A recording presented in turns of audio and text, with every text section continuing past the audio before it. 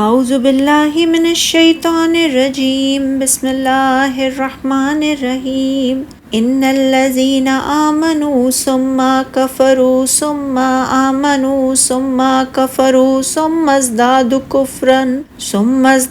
کفرا لم یکن اللہ لیغفر لهم ولا لیہدیہم سبیلا بشر المنافقین بأن لهم عذابا علیما الذین یتخذون الکافرین اولیاء من دون المؤمنین ایبتغون عندهم العزة فإن العزة لله جميعا وقد نزل عليكم في الكتاب أن إذا سمعتم آيات الله يكفر بها ويستهزأ بها فلا تقعدوا معهم حتى يخوضوا في حديث غيره إنكم إذا مثلهم إن الله جامع المنافقين والكافرين في جهنم جميعا۔ بے شک جو لوگ ایمان لائے پھر انہوں نے کفر کیا، پھر ایمان لے آئے، پھر کفر کیا، پھر کفر میں کہیں بڑھ گئے، اللہ انہیں ہرگز نہیں بخشے گا اور نہ انہیں ہدایت کا راستہ دکھائے گا۔ اے نبی صلی اللہ علیہ وآلہ وسلم، منافقوں کو خبردار کر دیجئے کہ ان کے لیے دردناک عذاب ہے جو مومنوں کو چھوڑ کر کافروں کو دوست بناتے ہیں۔ کیا وہ ان کافروں کے ہاں عزت تلاش کرتے ہیں؟ پھر بے شک عزت تو ساری اللہ ہی کے لیے ہے، اور اس نے اس کتاب میں تمہارے لیے نازل کیا ہے کہ جب تم سنو کہ اللہ کی آیات کا انکار کیا جا رہا ہو یا ان کا مذاق اڑایا جا رہا ہو تو تم ان کی مجلس میں نہ بیٹھو یہاں تک کہ وہ اس کے علاوہ کسی اور بات میں مشغول ہو جائیں، ورنہ تم بھی اس وقت یقیناً انہی جیسے ہوگے۔ بے شک اللہ منافقوں اور کافروں سب کو جہنم میں جمع کرنے والا ہے۔ اللہ تعالیٰ اس شخص کے بارے میں فرما رہا ہے جس نے ایمان کو قبول کر لیا اور اسے چھوڑ دیا، پھر اسے قبول کر لیا، پھر اسے چھوڑ کر ضلالت کو قبول کر لیا اور ضلالت اور گمراہی میں بڑھتا چلا گیا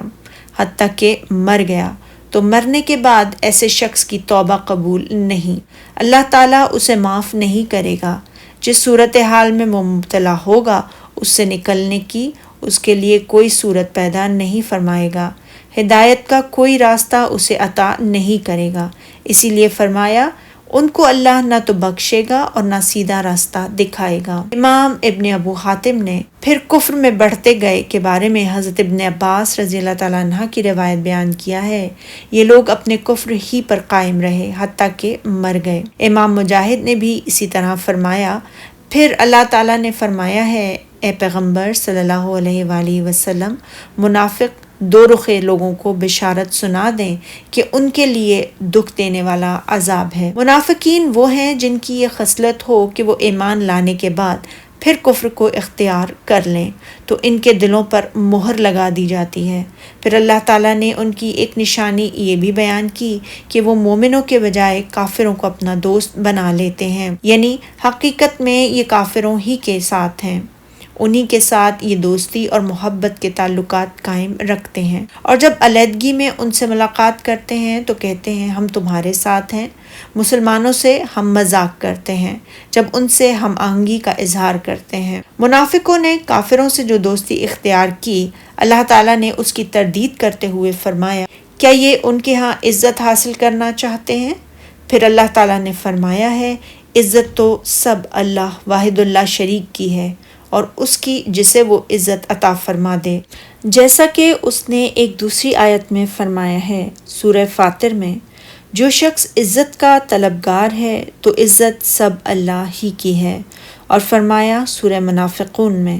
عزت اللہ کی ہے اور اس کے رسول کی اور مومنوں کی، اور البتہ منافق نہیں جانتے۔ مقصود یہ ہے کہ جو شخص عزت کا طلبگار ہو تو اسے چاہیے کہ اسے اللہ ہی کے جناب سے طلب کرے، اس کی عبودیت کو اختیار کرے اور اپنے آپ کو اس کے مومن بندوں میں سے بنا لے جن سے اللہ تعالیٰ نے دنیا اور آخرت میں فتح و نصرت کے وعدے فرمائے ہیں۔ فرمان الہی، اور بے شک اللہ نے تم مومنوں پر اپنی کتاب میں یہ حکم نازل فرمایا ہے کہ جب تم کہیں سنو کہ اللہ کی آیتوں سے انکار ہو رہا ہے اور ان کی ہنسی اڑائی جاتی ہے تو جب تک وہ لوگ اور باتیں نہ کرنے لگیں ان کے پاس مت بیٹھو، ورنہ تم بھی انہی جیسے ہو جاؤ گے۔ یعنی ممانعت کا حکم پہنچنے کے بعد اب تم اس کا ارتکاب کرو گے اور کافروں کے ساتھ اس جگہ بیٹھنے پر راضی ہو جاؤ گے جس میں اللہ کی آیتوں سے انکار کیا جا رہا ہو،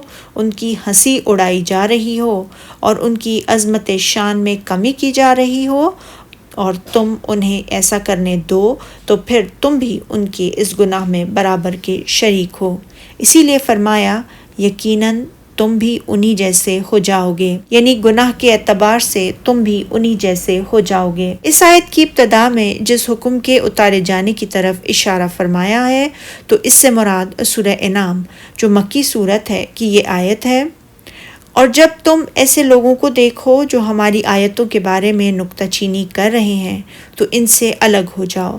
مقاتل بن حیان بیان کرتے ہیں کہ سورہ انعام کی اس آیت نے ورنہ تم بھی انہی جیسے ہو جاؤ گے کو منسوخ کر دیا، کیونکہ ارشاد باری تعالیٰ ہے سورہ انعام میں، اور پرہیزگاروں پر ان لوگوں کے حساب کی کچھ بھی جواب دہ نہیں لیکن نصیحت کرنا فرض ہے تاکہ وہ بھی پرہیزگار ہوں۔ اور ارشاد باری تعالیٰ ہے کچھ شک نہیں کہ اللہ منافقوں اور کافروں سب کو دوزخ میں اکٹھا کرنے والا ہے، یعنی منافق جیسے یہاں کافروں کے ساتھ کفر میں شریک رہے اسی طرح اللہ تعالیٰ انہیں جہنم کی آگ میں بھی ہمیشہ ہمیشہ کے لیے اکٹھا رکھے گا۔